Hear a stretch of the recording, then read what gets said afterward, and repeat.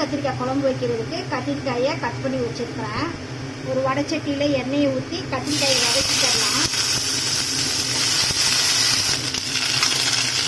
கத்திரிக்காய் வதங்கிடுச்சு, தனியாக எடுத்து வச்சிடலாம்.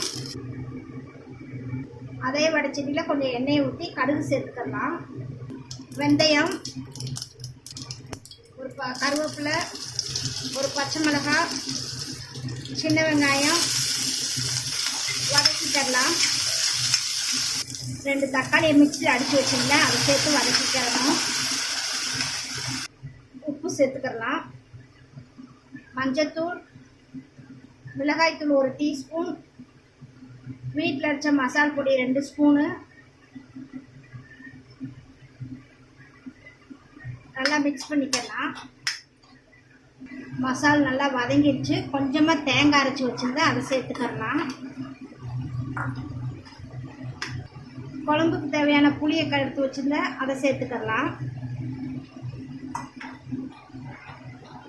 குழம்பு நல்லா கொதிச்சு வருது. இப்போ வதக்கி வச்ச கத்திரிக்காயை ஒவ்வொன்றா சேர்த்துடலாம்.